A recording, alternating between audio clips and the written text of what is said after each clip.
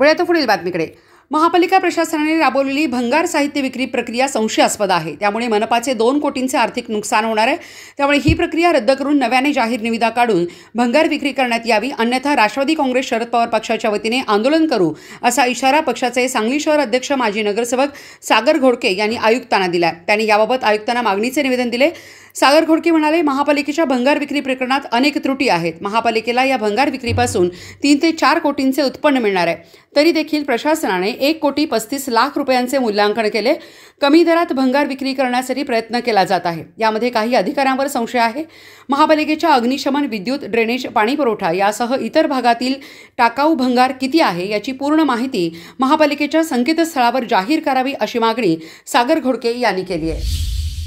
सांगली, मिरज, कुपवाड शहर महापालिकेने जो भंगार वेस्टेज भंगारचा लिलाव जो आता काढला तो अत्यंत चुकीच्या पद्धतीने तो लिलाव प्रक्रिया राबवलेली आहे। 1,35,00,000 रुपयाची ती लिलावाची रक्कम काढलेली आहे। पण मिळालेल्या माहितीनुसार 3 ते 4 कोटीचं ते भंगार महापालिकेच्या विविध विभागातले असून पूर्णपणे ही यंत्रणा चुकीचं प्रक्रिया राबवत आहे। ज्या भंगार बाजारातल्या व्यापाऱ्यांनी या प्रक्रियेत सहभाग घ्यायचा प्रयत्न केला त्यांना फॉर्म मिळवून दिले नाहीत, त्यांना संकेतस्थळाचे दाखले दिले गेले नाहीत।